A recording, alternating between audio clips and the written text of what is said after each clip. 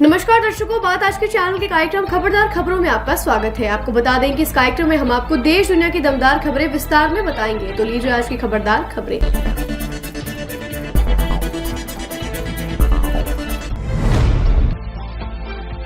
Badlapur rape case का आरोपी Akshay Shinde police encounter में मारा गया। एक पुलिस अधिकारी ने बताया कि अक्षय शिंदे को तलोजा जेल से जांच के लिए बदलापुर ले जाया जा रहा था। जब पुलिस की गाड़ी मुबरा बाईपास पर पहुंची तो शिंदे ने एक पुलिसकर्मी की बंदूक छीन ली और एक सहायक पुलिस निरीक्षक पर गोली चला दी। अधिकारी ने बताया कि जवाबी गोलीबारी में शिंदे घायल हो गया। पुलिस ने जब घायल शिंदे को शिवाजी अस्पताल ले गए तो वहां डॉक्टर्स ने उसे मृत घोषित कर दिया। आपको बता दें, अक्षय शिंदे को बदलापुर कस्बे में स्कूल के शौचालय में 2 बच्चियों का यौन शोषण करने के आरोप में गिरफ्तार किया गया था। महाराष्ट्र सरकार ने सोमवार को पुणे के लोहगांव हवाई अड्डे का नाम बदलने के प्रस्ताव को मंजूरी दे दी है। हवाई अड्डे का नया नाम जगत गुरु संत तुकाराम महाराज अंतर्राष्ट्रीय हवाई अड्डा रखा गया है। सीएम शिंदे ने कहा कि सड़क परिवहन एवं राजमार्ग मंत्री नितिन गडकरी ने पहले पुणे हवाई अड्डे का नाम बदलने की सिफारिश की थी। महाराष्ट्र के वारकरी संप्रदाय के 17वीं शताब्दी के मराठी संत तुकाराम महाराज के नाम पर रखने के प्रस्ताव को मंजूरी मिलने के बाद वारकरी संप्रदाय में खुशी की लहर दौड़ गई। वहीं राजनीतिक जानकारों ने इसे महाराष्ट्र के आगामी विधानसभा चुनाव से पहले इस निर्णय को शिंदे सरकार का मास्टर स्ट्रोक और वारकरी वोट बैंक को साधने का एक बेहतरीन कदम बताया है। लेबनानी अधिकारी ने बताया कि 2006 में इजरायली हिजबुल्लाह युद्ध के बाद से अब तक का इजराइल का सबसे घातक हमला है। सोमवार को इजराइल के हमले में बच्चों और महिलाओं समेत करीब 490 से अधिक लोग मारे गए। इजरायली सेना ने हिजबुल्लाह के खिलाफ अपने इस व्यापक हवाई अभियान से पहले दक्षिणी और पूर्वी लेबनान के निवासियों को खाली करने की चेतावनी दी थी। जानकारी के अनुसार इजरायली सेना ने लेबनान में 1100 से अधिक ठिकानों पर हवाई हमले किए। अभी तक इन हमलों में 1240 लोग घायल हो चुके हैं। इजरायली नेताओं ने कहा कि अभी और बड़े हमले लेबनान में किए जाएंगे।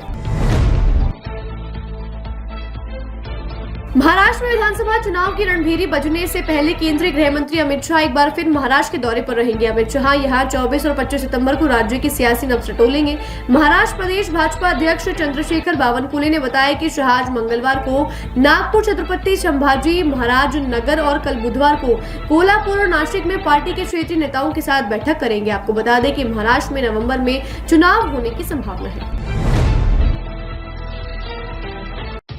तिरुपति मंदिर में लड्डू में मिलावट के आरोपों पर FSAAI ने तिरुमला तिरुपति देवस्थानम को कथित रूप से घटिया घी की आपूर्ति करने के लिए तमिलनाडु स्थित एक कंपनी को कारण बताओ नोटिस जारी किया है। सूत्रों ने बताया कि नोटिस में खाद्य नियामक ने AR dairy food private limited से पूछा कि क्या खाद्य सुरक्षा एवं मानक विनियमन 2024 के प्रावधानों के उल्लंघन के लिए क्यों न उसका केंद्रीय लाइसेंस निलंबित किया जाए। आंध्र प्रदेश स्थित प्रिवेंटिव मेडिसिन संस्थान के निर्देशन में जानकारी मिली है कि डिंडीगुल स्थित AR dairy food private limited पिछले 4 वर्षों से तिरुमला तिरुपति देवस्थानम को घी की आपूर्ति कर रहा है।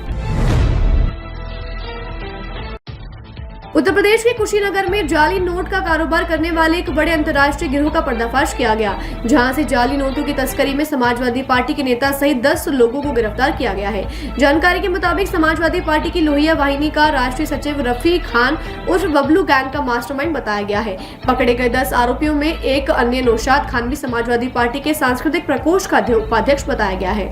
पुलिस ने बताया कि आरोपियों के कब्जे से करीब 5.62 लाख के नकली नोट, 1.10 लाख के असली नोट और 3000 नेपाली मुद्रा के साथ 10 देसी तमचे, 4 सूतली बम, 2 नेपाली सिम सहित 26 फर्जी दस्तावेजों पर खरीदे गए सिम भी बरामद किए गए हैं।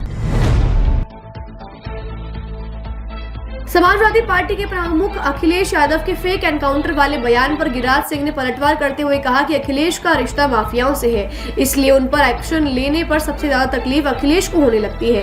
केंद्रीय मंत्री गिरिराज ने कहा कि यूपी में अखिलेश यादव की सरकार माफियाओं के सरगना के रूप में रही थी, उनका रिश्ता भी माफियाओं से जुड़ा है। उन्होंने कहा कि योगी सरकार अपराधियों की लगाम कसने में ताबड़तोड़ कार्यवाही कर रही है, इससे दूसरी तरफ समाजवादी पार्टी को मिर्ची लग रही है। गिरिराज ने पश्चिम बंगाल के मुख्यमंत्री ममता बनर्जी पर निशाना साधा और कहा कि पश्चिम बंगाल और बांग्लादेश पर चुप रहते हैं, लेकिन नवादा की घटना पर उन्हें मुंह खोल के जवाब देते हैं। उन्होंने कहा ममता की बंगाल में टीएमसी की सरकार मुस्लिम और गुंडों के साथ मिलकर चलती है। कांग्रेस महासचिव कुमारी शैलजा ने कुछ दिनों से उनके खिलाफ चल रहे भाजपा नेताओं के बयान पर चुप्पी तोड़ते हुए बताया कि वो हमेशा कांग्रेस की थी, कांग्रेस की है और कांग्रेस की ही बनी रहेंगी।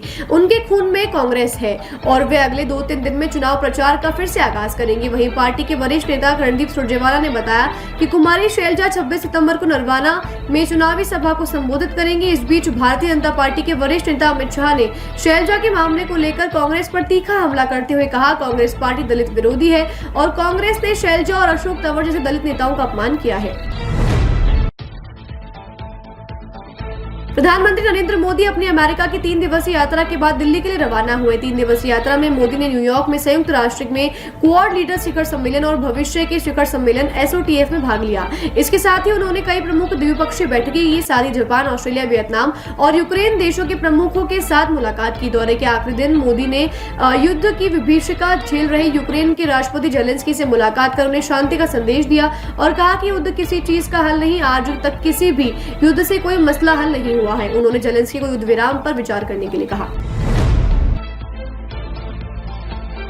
असदुद्दीन ओवैसी की अगुवाई वाली AIMIM के नेता रामगिरी महाराज और बीजेपी नेता नीतीश राणे के मुसलमानों को निशाना बनाने वाली कथित टिप्पणियों को लेकर भड़के हुए हैं और नीतीश राणे और रामगिरी महाराज के खिलाफ कड़ी कानूनी कार्रवाई को लेकर मुंबई चलो रैली का आगाज किया। ओवैसी की पार्टी के नेता इम्तियाज जलील इस मार्च को लीड कर रहे थे।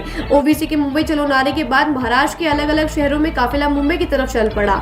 रैली के मुंबई पहुंचने के बाद सड़कों पर काफी भीड़ देखी गई और कई इलाकों में कई किलोमीटर तक का जाम लग गया। मुंबई पुलिस ने हल्का बल प्रयोग कर भीड़ को तितर बितर कर रास्ते खुलवाए। खबरदार खबरों में आज के लिए बस इतना ही। कल फिर नई खबरों के साथ हम होंगे आपसे रूबरू। नमस्कार।